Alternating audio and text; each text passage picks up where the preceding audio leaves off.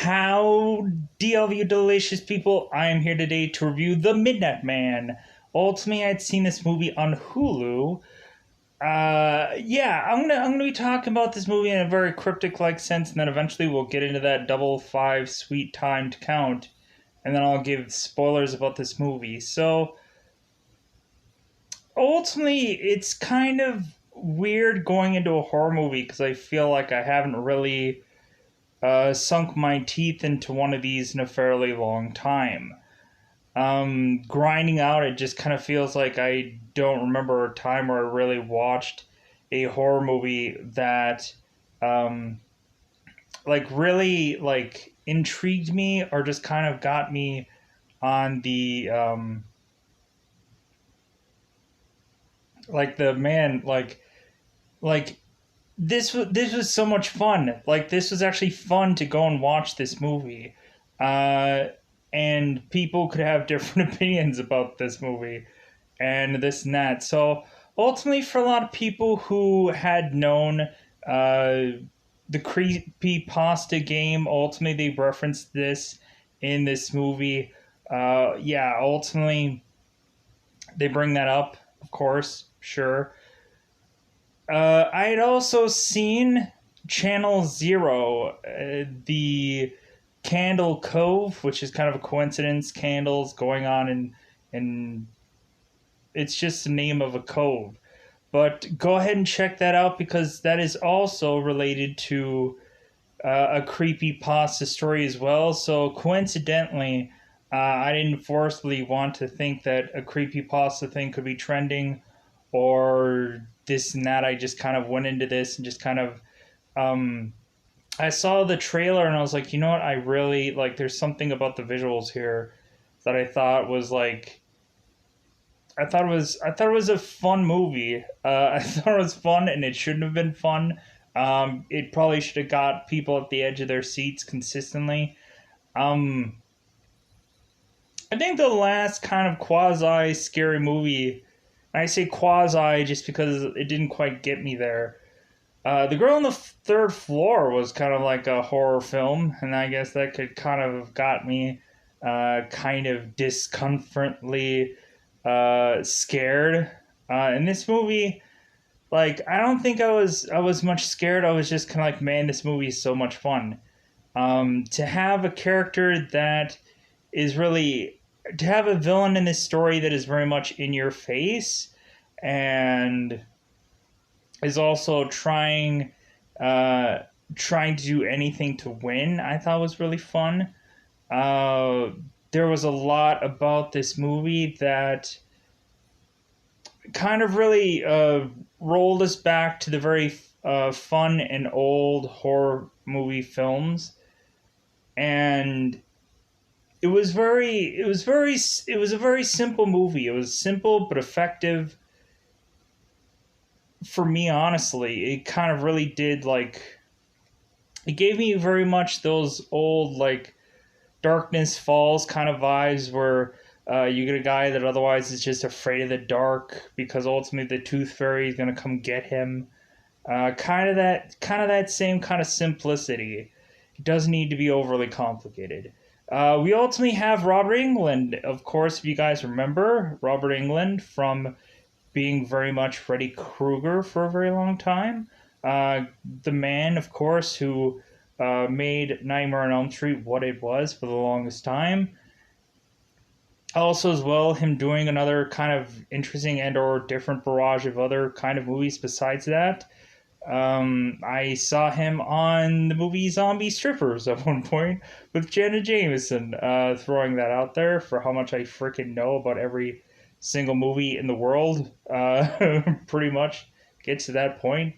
It would honestly be refreshing for Robert England to not do a horror film, but I think he just begrudgingly he loves it, and God bless him for enjoying that much and really uh, getting some fun out of these projects and this and that. So ultimately, here's my kind of lay of the land here. I'm going to kind of, as cryptically as humanly possible, tell you about this story because it's kind of fairly simplistic. So, we ultimately have a girl who is taking care of her grandmother, and ultimately this is leading her to ultimately like kind of go through the home, look through some things, and ultimately look through this like box like thing. This box like thing has this bizarre game that doesn't quite make any sense, and you would think they would have just been like, okay, well, I'm gonna plop this back in here and just put it away and just, but no. The weird, enticing, seductive things about like, no, I just gotta see what this is and I gotta see it out. There's a lot of times where I think there are parts in this movie where the characters do really dumb things.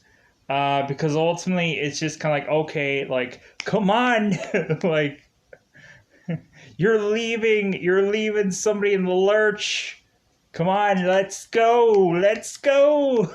Like, but no, they're just gonna like, how about we just take more time? And how about we just like there's some stuff that I kind of feel is kind of like stretched out, or there's like once you see them really stretching a scene out to where there's a consistent pattern going on of okay, let's have a close up of the girl, let's have a close up of an item, let's have a close up of the girl, let's have a close up of the item, let's close up of the like repetitively, and I'm just like, okay, we're getting like it was kind of funny that you can kind of eventually tell where the jump scares were eventually going to come from. Like I already knew where the jump scares were going to come from within this movie, but the villain, God, man, was the villain so much fun in this movie. I really liked his just overall, just like I'm going to get you, and I'm gonna play with my food while I'm doing it, kind of thing.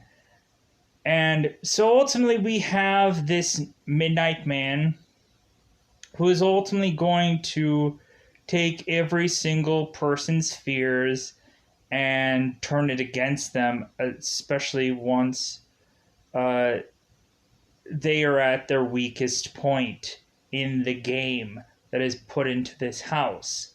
So every single person has a very bizarrish, unique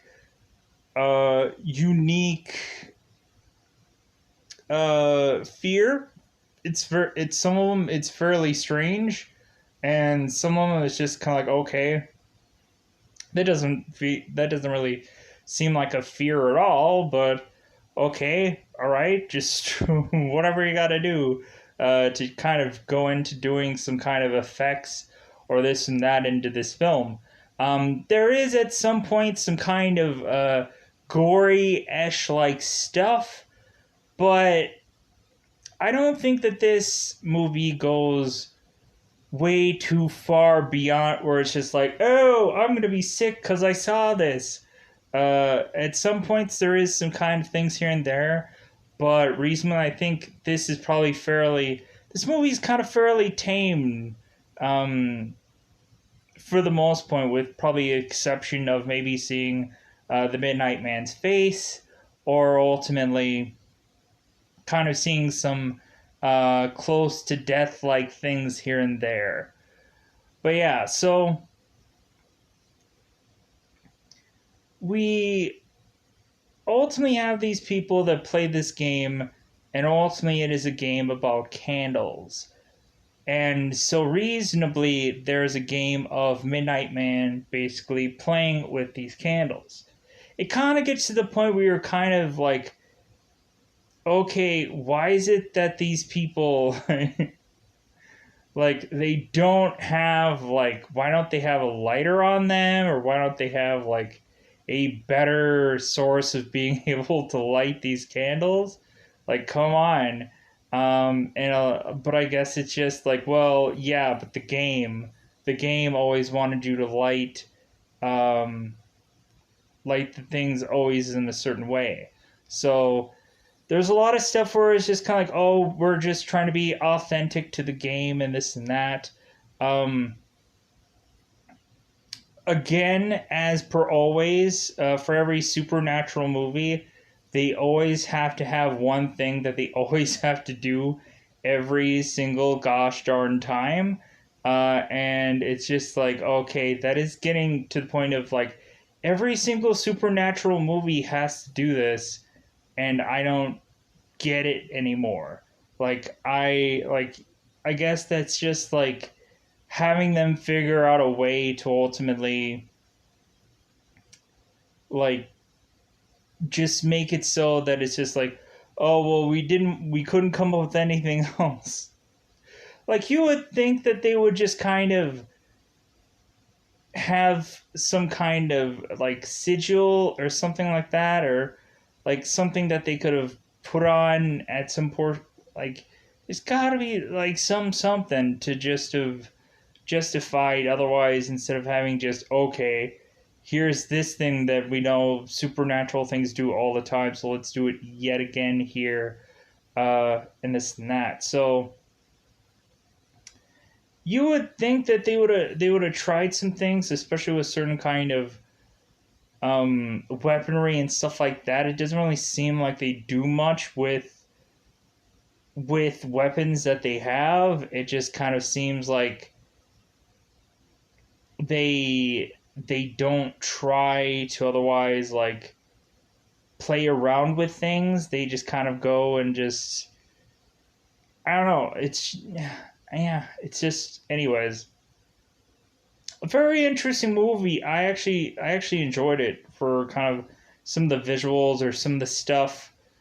Uh, Again, it kind of gave me a very refreshing vibe of otherwise like remembering past old scary movies, maybe like a Candyman, which ultimately I'd seen at some point, or fairly recently, or just kind of those old like slasher or maybe like supernatural-esh like movie vibes, um, where you have like the one entity that is haunting the house and just like it's kind of also maybe like a truth or dare kind of uh, thing in aspects. So I think now is the time, because even talking about this cryptically, I'm not quite getting it to where I want it to be, a very cryptic like sense, to just kind of have it really be a good leave off. If anything, I would just suggest people to go and watch this. To be brutally honest, um, I would recommend this movie actually, which I'm just kind of like, ugh, gee, I don't know. Like, if I recommend something and somebody watches it and they're like, yeah, I hated this movie, I thought it was dumb, or oh, I got way too scared and I didn't like this movie, and I don't like you now that you recommended this movie. It's fun. It's fun. It's such a fun time. Again, there's a lot of holes to poke into this movie and just be like, okay, this doesn't make any sense. Okay, that doesn't make any. Okay, wait a minute, what is going on? There's a lot of holes to poke in this movie, but then again, it's just like enjoy the ride also. Enjoy the ride also. So I think now it's about that time to bust into that five time to count the double five time count to go into spoilers about this movie, because at the end of the day, maybe I could say that spoiler time, it's about that time again to spoil the show. So, or spoil the movie because it's not a show. So, yeah, if people ultimately had seen this movie and they were like, oh yeah, he's reviewing this today, oh good, I saw it and I thought it was okay. Or maybe there's a lot of people that hated this movie. I don't know. I'm not gonna poll people down below. Like, did you like the movie? Did you not like the film? How did you feel about the film? Did you go and see this film eventually at some point in time? Are you never gonna see it because maybe it sounds too scary for you? Maybe you saw the trailer of it and you're like, oh no, oh hells no. I don't know. But The Midnight Man. Let's get into spoilers. So ultimately, if people want to hear what I have to say, regardless, let's go into this movie. So as per usual, of kind of always telling a horror story that usually has to have some kind of history. We going back in time, way decades in the past, and we have these three little kids all playing this candle game, and ultimately one person's candle ends up blowing out. Sadly enough, nobody could light the candle, and eventually this girl starts freaking out. So she's like, ah, crap. Like, I don't know. I think the Midnight Man's gonna come for me. And ultimately, the Midnight Man is prepping up, and he's like, "Yeah, I'm coming for you." And so ultimately,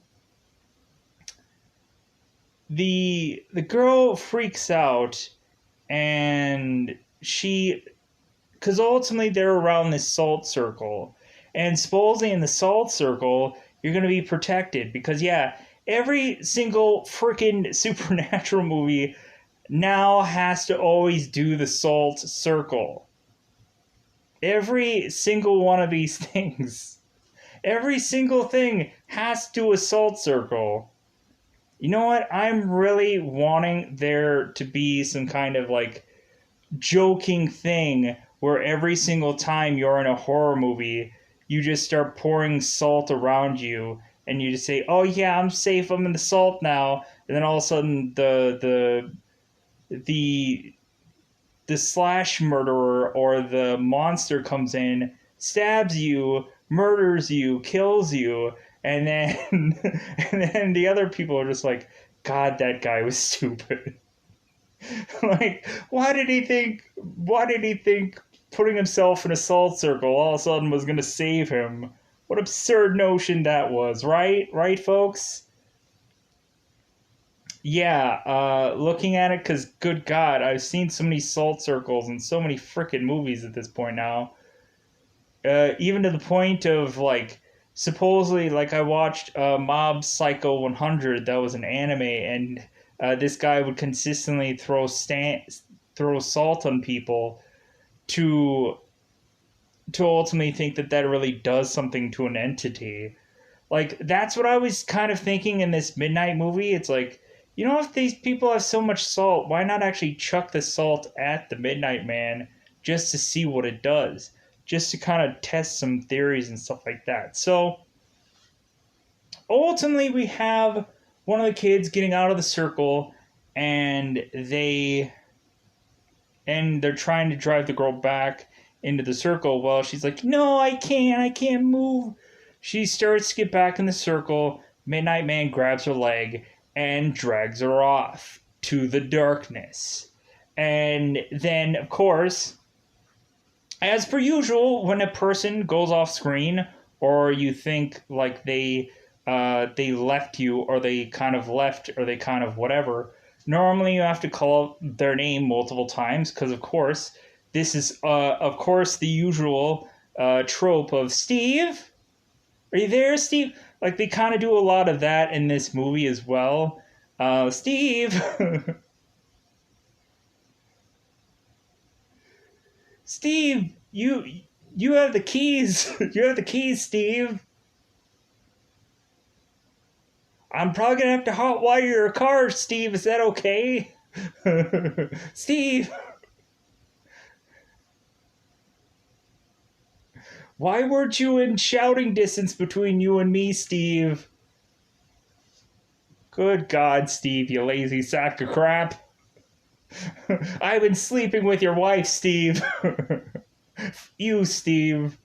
You. So, yeah, there's always that portion of the movie where you have the person that always wanders off or disappears off camera or kind of disappears in the darkness, and then you find out that they're just dead. So we have it to where the girl gets leg grabbed, and then all of a sudden you just start seeing the trail of blood coming to the other two people, and then all of a sudden you just kind of see this girl's head, and like she's just kind of like, and the Midnight Man is just kind of like dangling her head around and kind of playing with her head and like getting them more and more scared. So the other two people with their candle lit, because ultimately the other girl, like her candle wasn't lit, because ultimately you have a 10-second, like if you were to like drop some food on the floor, you have like the 10-second rule, which I hope nobody really actually goes into and does. But for the candle, you have a 10-second rule. You have to get this candle lit within 10 seconds. The only thing is, here's my thing. These people, every single one of these motherfuckers, they all just have matches. Nobody has a lighter. Nobody has like one of those like instant like and you can light the thing. Nobody takes candle to candle to light it. No, like it's just you have to get it via matches, and that's all you could do.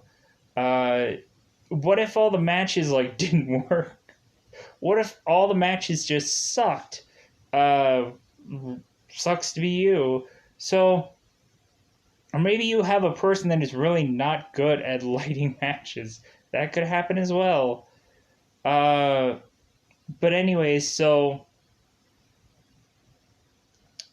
the girl is again having her head floating around because Midnight Man is having fun with it.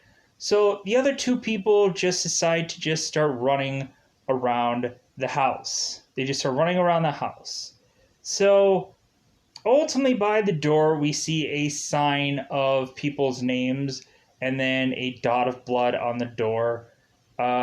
Ultimately, the one boy decides that he is going to leave said house because ultimately that is going to be his master plan to get away, because he's thinking that the entity is just stuck to the house, and so he thinks that, oh, I can just leave the house and I'll be okay. Well, the other girl's like, don't leave the house, it's one of the rules, like we gotta wait till 3:33 in the morning and we'll be fine, don't fall asleep and keep moving around the house, that's all we gotta do. They kept moving around the house, and the Midnight Man kept shifting and shifting and shifting.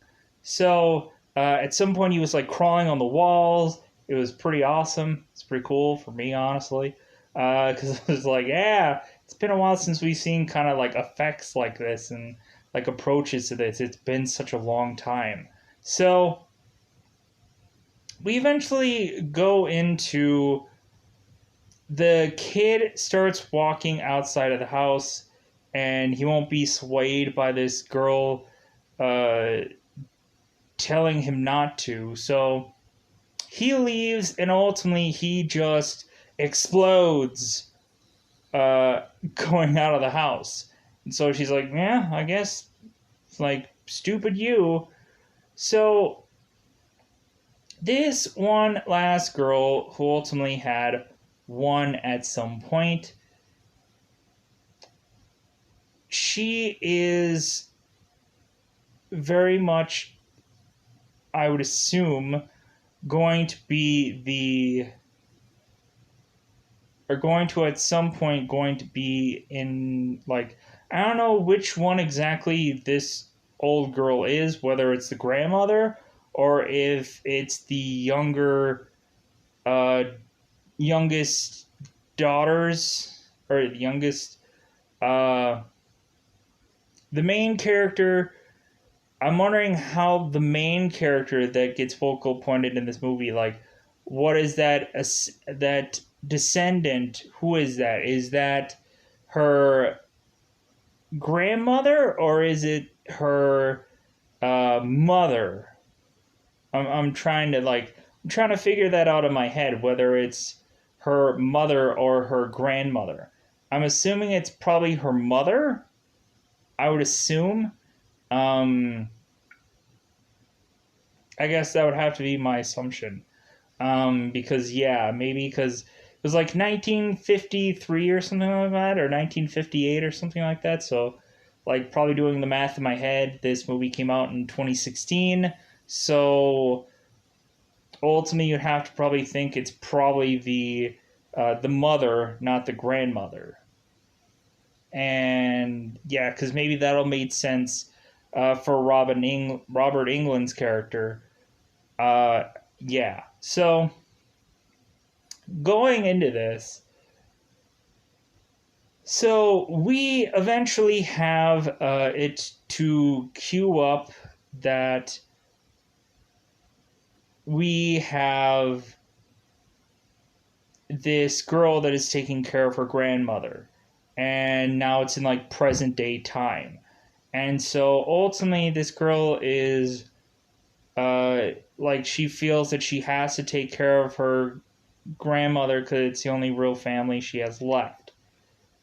All the while, we eventually have some boy coming over to just kind of buy the time. They're thinking about maybe watching a movie, but ultimately, the grandmother tells the her granddaughter to or what just yeah, the main character to ultimately go and get her like her mirror, her little her little handheld mirror like thing, to get that. So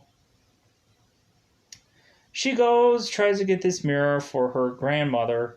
All the while we see there's so many times, so many things that, like, we're watching the background where all of a sudden we're seeing people just move around in the house in the background while people are doing things. And like, I guess that could be a very unsettling for people, but like, I think at this point, like, I could kind of like see some of this stuff coming. So we have the girl eventually taking all the time in the world to eventually get to this mirror thing that her grandmother wanted.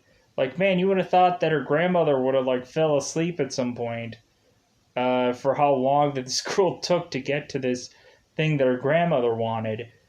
Although eventually she, in a very Jumanji like sense, because ultimately like this box didn't go, but you would have thought that it probably pretty much did, or it just like I don't get why this box was just so utterly appealing to have to open up. And I don't know why these people were so ridiculously curious about every single thing that her grandmother had. You would have thought if the grandmother would have died, then maybe, yeah, go through every single one of her things and see if it needs to get thrown away or not. But since the grandmother's all alive, I don't understand why you're picking through all of her stuff. But it is what it is. So she's picking through all this stuff and this little uh like a little trunk case like thing. She opens all up. She finds a gun with bullets, and she's like, "Oh yeah, I guess I'm gonna be probably using that later." and like, and so ultimately, there's these repetitious times where she's taking these things out in the box, and ultimately they're shooting her, and then they're shooting the stuff. They're shooting her, and then they're shooting the stuff, and this thing goes on and on and on. And I think you consistently see this mannequin that is like creepily presenting in the background, which never really actually truly 100%, like, they don't actually legitimately do anything with the mannequin, but they do some quasi unsettling things with it. Um, like, I would have thought at some point, like, the mannequin would keep shifting and becoming closer to the camera consistently, like all the time. But maybe that is just to do that, I think, to make people unsettled at some point. So ultimately, we get to the point of this girl opening up this box and noticing these candles and this weird game. All the while, eventually, we find out that friend is going to go ahead and just give a good old grab onto the main character's shoulder and say, "Hey, yeah, I'm here," and scare the crap out of her. And I'm like, yeah, I was kind of expecting this to happen. I was probably actually expecting the mom to just be like, "Where have you been? Like, where is my thing?" It's like, good God, I've been waiting for like 3 hours for you to get this thing for me. Come on. So ultimately, it's not the grandmother, it's her best friend. Ultimately, he can easily, I guess, pick locks and get into this home because best friend, right? So he gets into the home and he, or maybe this is just a place where they just keep their door unlocked. I don't know. Maybe that's just the neighborhood they're in. I don't know. So the guy ultimately makes his way on in and says, "Hey, I'm here. Hey, what's going on? Hey, what did you find there? Oh, hey, that looks cool. Let's check this thing out." All the while, eventually, grandmother does make her way up into uh, jump scare, I guess, number two, even though it didn't really scare me all that much, because I was just kind of like, there's got to be more to this. There's got to be more something to this. Why did they showcase the grandmother kind of zooming through the house at some point before? She has to be doing something, and surefire enough, she does. So they're starting to go through the game. They're starting to read some of the rules, and they're thinking, "Hey, maybe this is the thing that we do tonight, because heaven forbid, you look a gift horse in the mouth and really just go, you know what, maybe we probably shouldn't do this." But then again, if you probably watched like Cabin in the Woods or any kind of other horror movie in your life, like, no, this whatever this game is so uberly appealing that they absolutely need to play this game. It's just like, oh my god, this is like this is the greatest board game, cheesy, whatever thing in the world. And we don't even understand half of the rules, because that's a funny thing. They read a portion of the rules and then ultimately they have to find the second half of the other set of rules, because evidently the second set of rules was ripped from the paper and the guy had to go and like um, scrummage through all the stuff and find the second set of rules. All the while, eventually, we have grandmother coming in and ultimately, like, very ticked that they found the game, and she's like, "You found the game! You found that! You stupid schmucks!"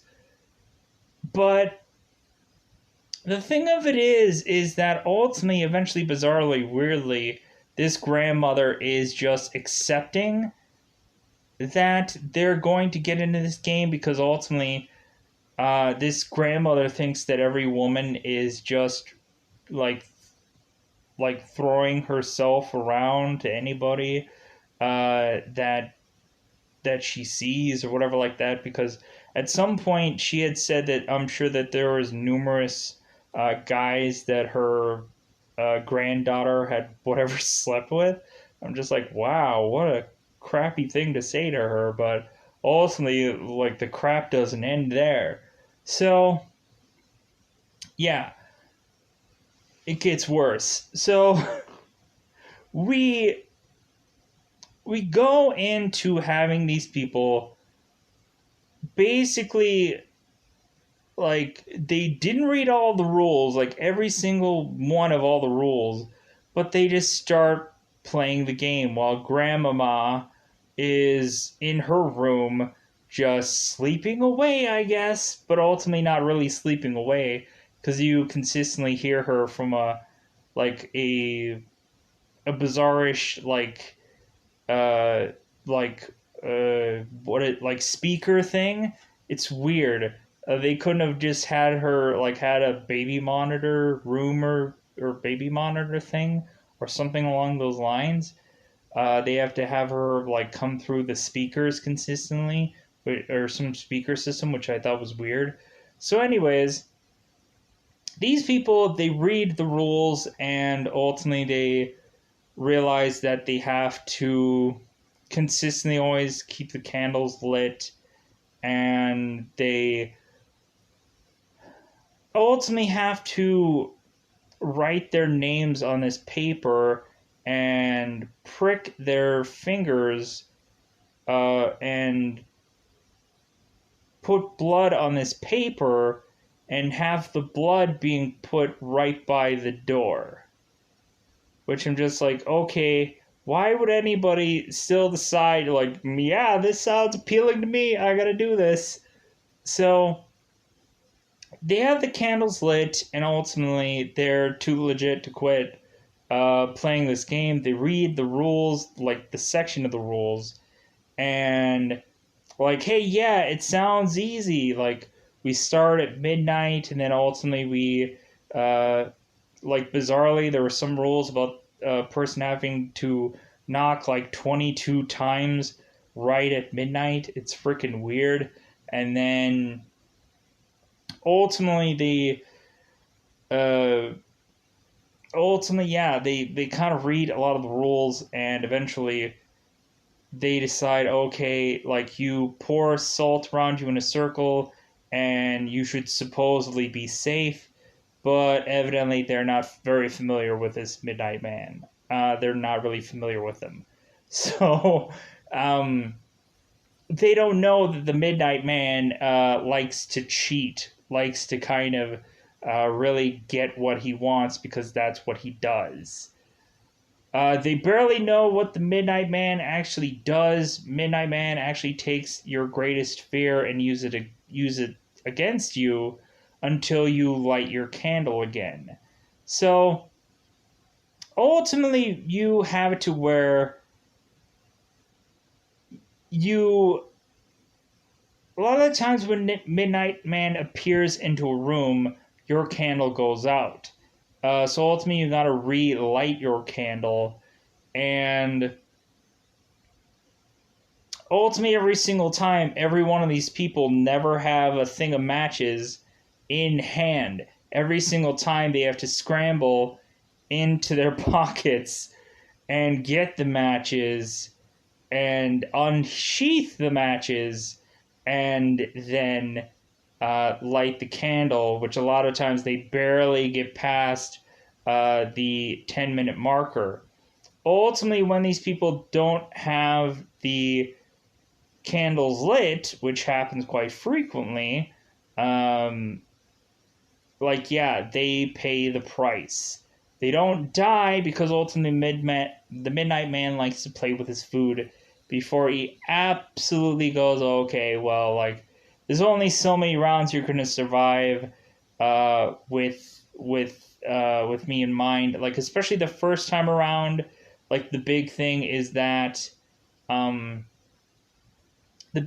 that he just wants to, like, see what their fear is first and play with that fear and keep them alive, and then eventually, like, they'll get into, like, further rounds until eventually he's just like, you know what, like, I don't want you to win, so now I'm gonna just kill you off. So we have these people that they are kind of being carefree with these candles. Like, you would think that they would take these candles and, like, guard them with their life. You would think that they would always have them on them and always looking at them just to check and see. Ultimately, if somebody didn't open up a window somewhere, breeze comes in, blows the candle out. So we have it to where,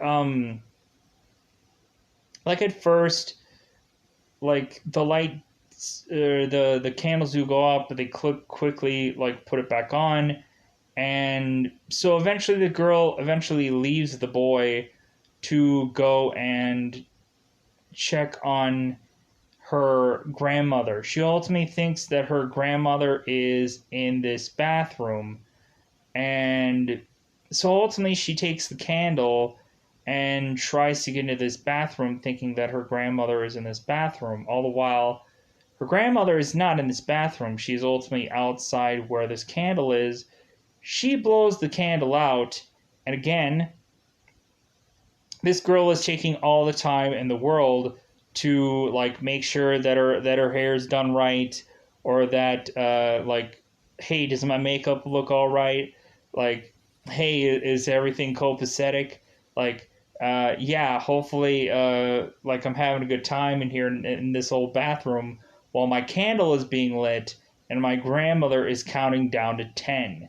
So we ultimately have Midnight Man attack this girl in the bathroom because stupid her, she doesn't have a candle on her 24/7. So ultimately, her fear is blood. Ultimately, this girl is in the bathroom and she has a bath full of blood. And all the while, she springs out of said bath and then just starts hooing. She starts hoving out of her mouth tons of blood while she's all covered in blood, and just blood extravaganza. Just really just playing around with blood. All this blood is supposedly coming from her herself. While the grandmother is basically like telling her like all kinds of crappy things, and like is telling her, yeah, that blood is your own. Ha ha ha. Sucks to be you. All the while, eventually the boy comes back to kind of like, man, she's been gone a long time. So he goes and checks on her, realizes that her candle isn't lit. So he goes into the bathroom to try to go after her and try to like help her and like try to protect her. And it's just like, what the heck happened here?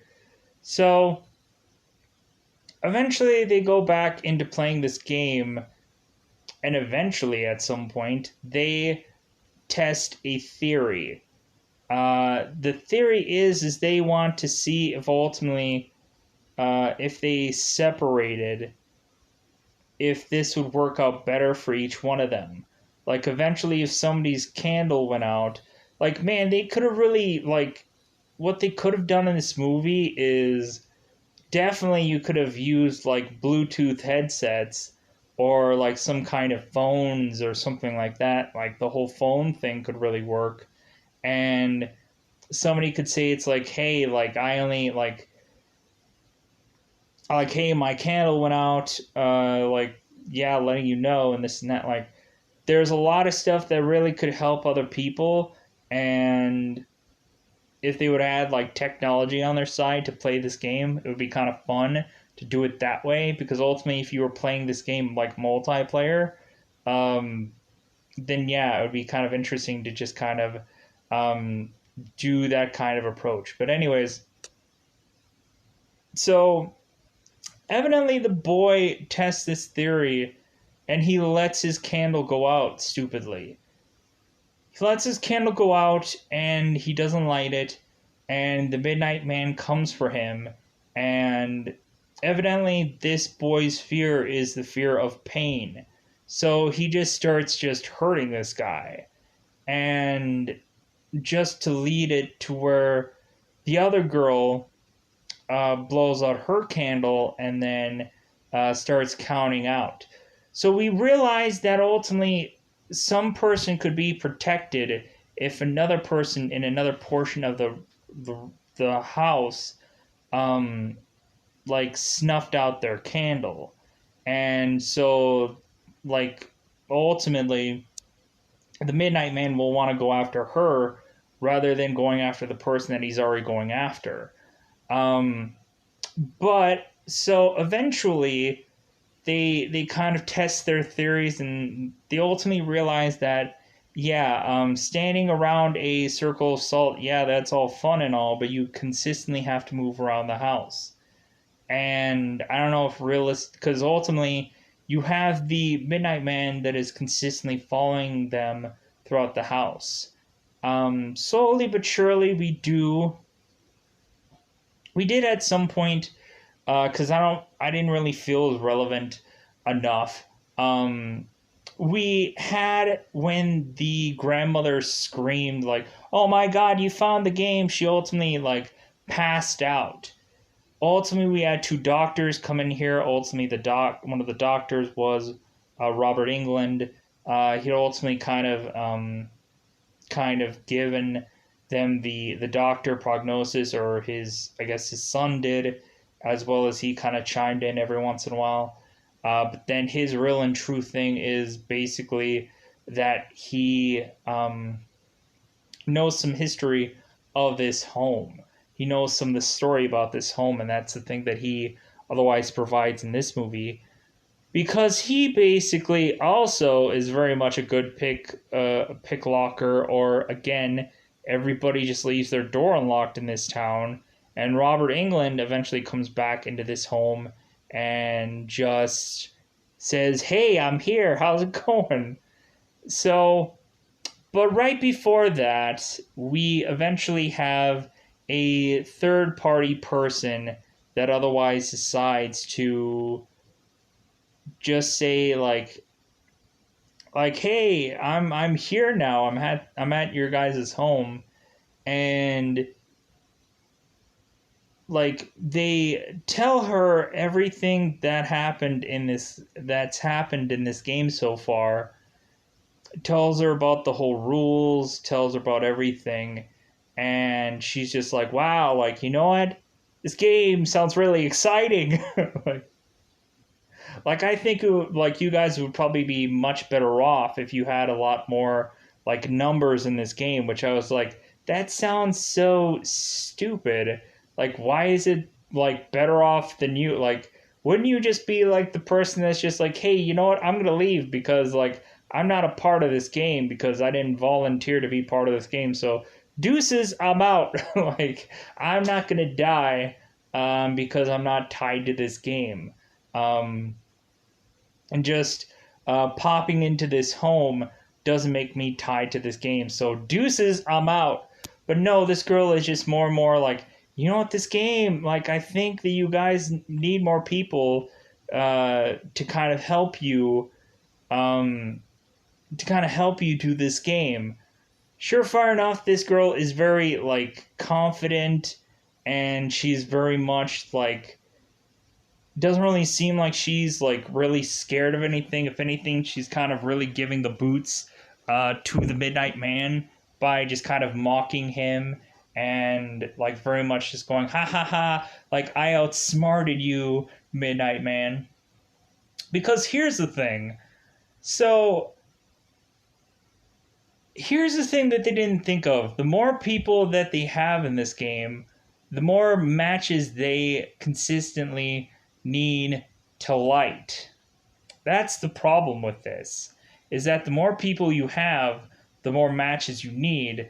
And like, again, these people should have looked in this house for just like a plethora of matches, because ultimately we find out that the grandmother is trying to lure people into her house to consistently play this game.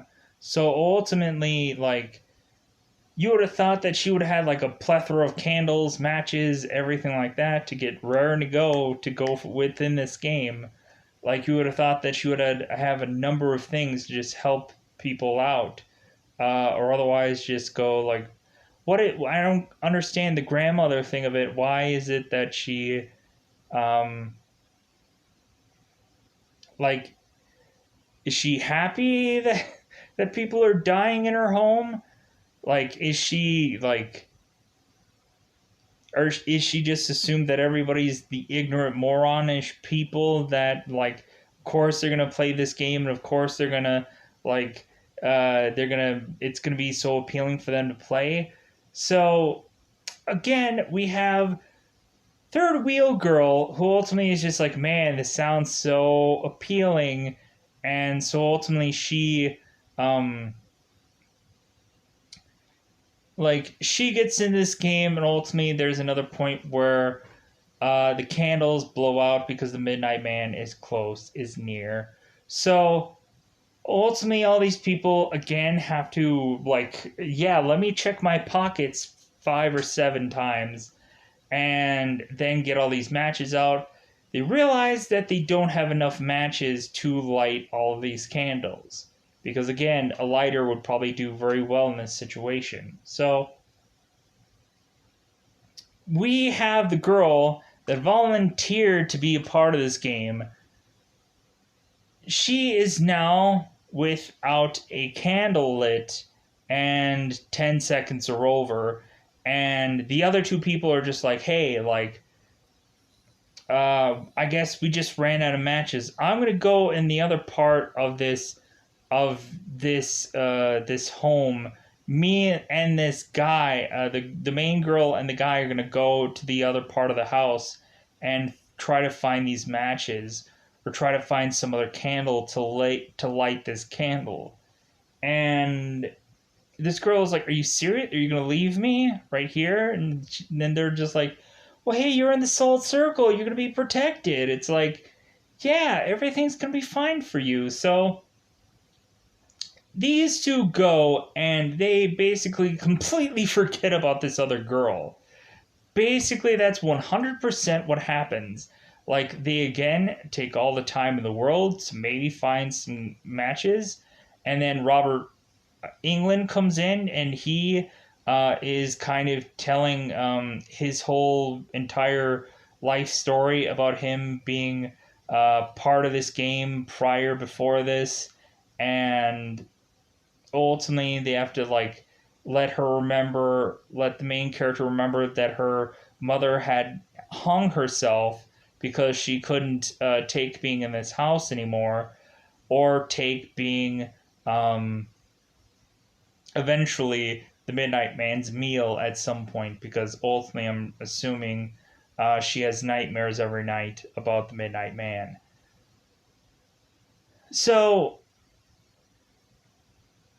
eventually we have Robert England that is for the rest of the movie tying himself onto this movie, and now he's like a person that is like the veteran person that is trying to help out the rookie people do this game better. And I don't really think he quite really like, I like everything that he delivers. It's just like, okay, well, you would have thought that this guy, considering he's not tied to this game because um, he had already won a previous round before, and he's not re-upping now. Like, you would think that this guy would be like the X factor to help these people, um, and this and that. So here, because there's a long-winded amount of time with that whole like Robert England thing, and like these people are completely forgetting about this blonde-haired girl, and they just think that they have all the time in the world because this girl is protected by this salt, which she ultimately. All the while, so let's get back to the blonde-haired girl, the third-party girl that came in here and was just like, "Oh yeah, like I wanna go into this thing. I'm gonna do really well. I think this is gonna be fun." Because everybody thinks that this game is gonna be fun, bizarrely. I don't know why.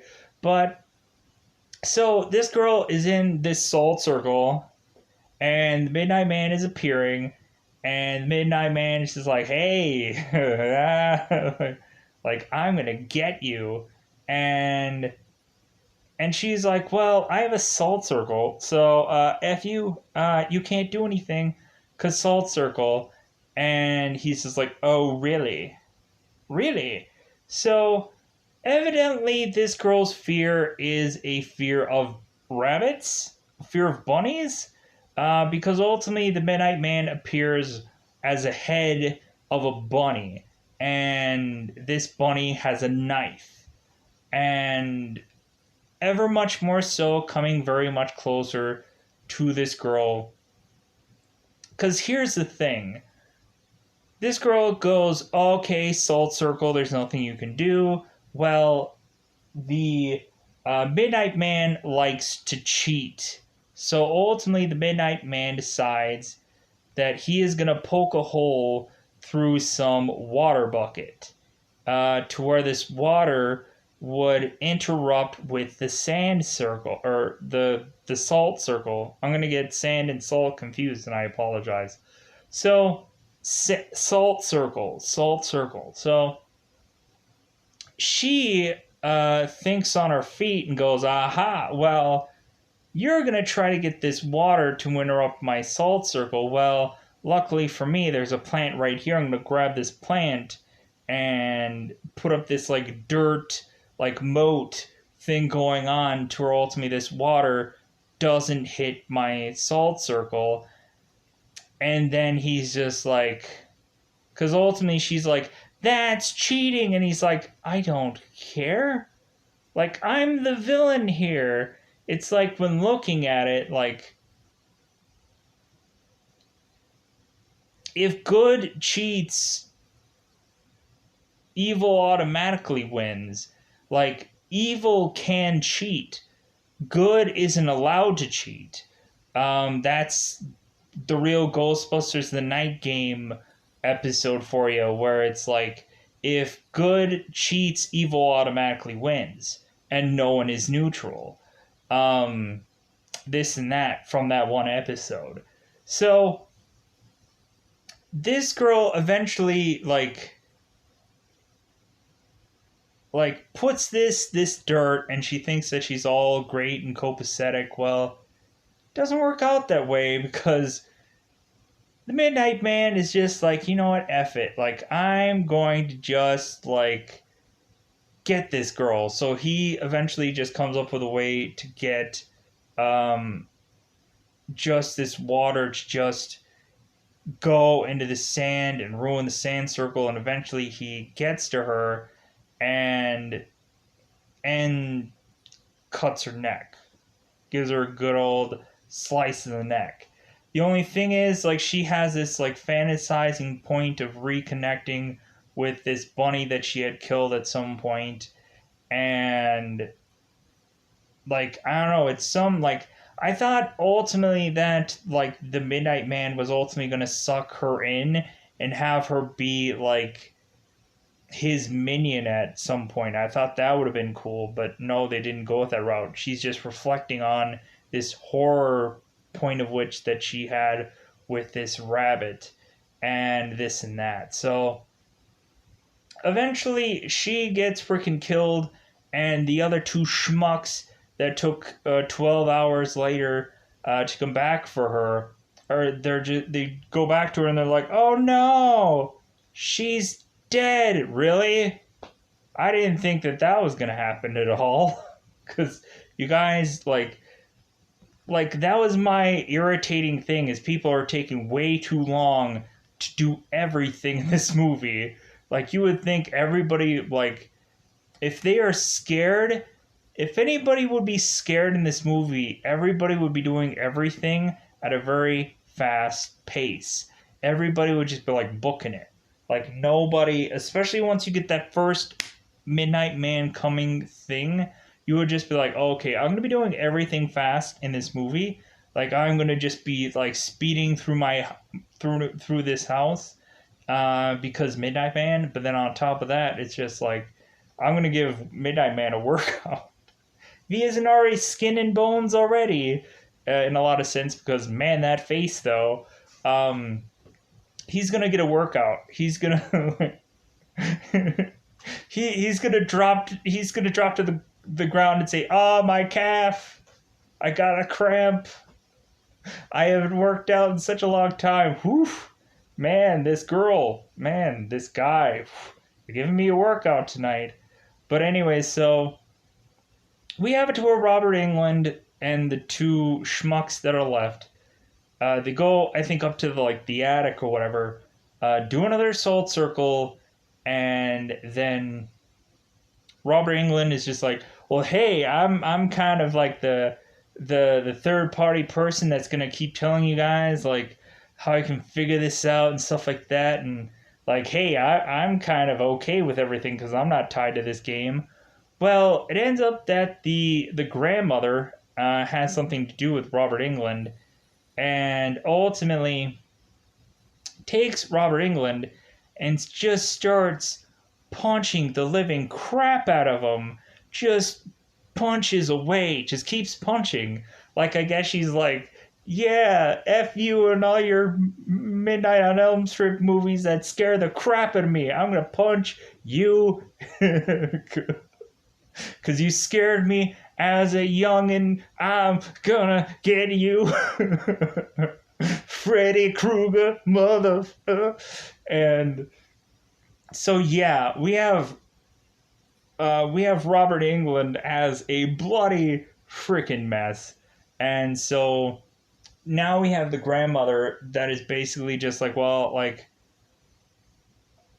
like again, I am also a third party factor of this where I don't have to worry about the Midnight Man coming to get me. So I'm just gonna ruin this game for all of you and get it to where you guys are gonna not only run away from me, then run away from the Midnight Man. Because ultimately,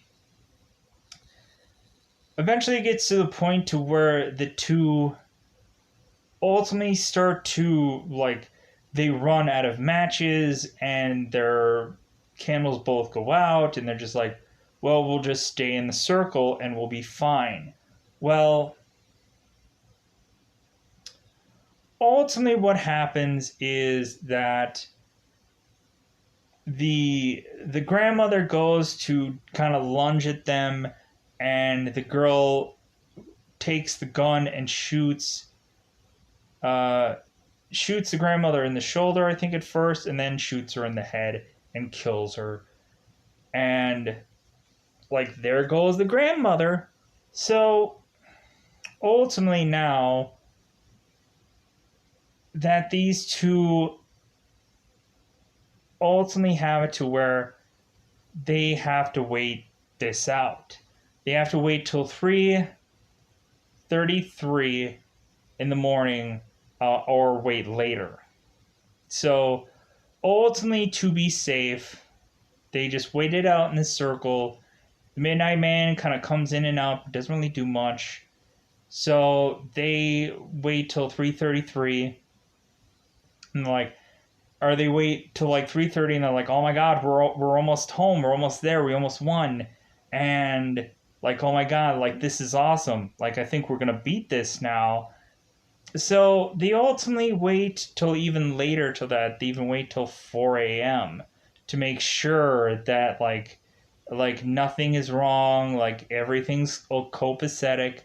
The boy gets out of the salt circle because he's just like, yeah, like it's 4 o'clock. We've waited more than long enough time. Like I think everything's good. Like, yeah, I think we beat this thing. I don't see the Midnight Man anymore. Like, I think we're good. I think we're okay. Well, come to find out, like, the boy is checking on Robert England. And surefire enough, nobody has a cell phone on them. Nobody has a watch on them but Robert England. Because ultimately, the boy checks Robert England's watch. And it definitely does not say that it's past 3:33 a.m. And the boy is like, "Oh crap." We find out that the Midnight Man, with all the freaking clocks that are in this home, the Midnight Man had adjusted every single clock in this home. And what people thought was 4 in the morning was not 4 in the morning. So Midnight Man grabs the boy, kills him, of course, and then ultimately the girl, even though she's still in the Salt Circle, he just grabs her by the neck, and then we just kind of fade out of the home, and then eventually we find out that ultimately we just have to assume that every single person had lost in this game and ultimately is dead. Or there really is no winner of this game. There is never going to be a winner of this game. It's never going to happen. Everyone is going to lose. Well, in a very Jumanji-like way, We can't just leave this thing alone to just be like, okay, they destroyed the game or anything like that. They won. They destroyed the game. They beat it. They whatever. No. Somebody else has to find this box. This kid finds this box and he's like, you know what, Dad? This box bizarrely looks so effing appealing. And, like, I don't know why, Dad, but man, this box, it looks like it's $1 million in this box. I think that's what it is, Dad. Could I have this box, Dad? And the father's just like, sure, yeah, I guess it's probably nothing in there that'll probably just kill you eventually. So, and like, that's where the movie just kind of ends. So, we get a lead out to basically say there's going to be a sequel to this movie. There probably been maybe different iterations of this movie because ultimately I'm gonna probably have to call this movie Midnight Man 2016 because ultimately there had been other movies called the Midnight Man at some point. Different kind of iterations. Maybe there's a better Midnight Man movie out there. I don't know. I just saw this one and I thought it was good enough. So yeah, at the end of the day, I think that's where I want to part ways because ultimately I've been talking about this movie for more than an hour. So ultimately, I want to just ultimately just kind of call it a day. So, anyways, goodbye everybody. Bye everybody.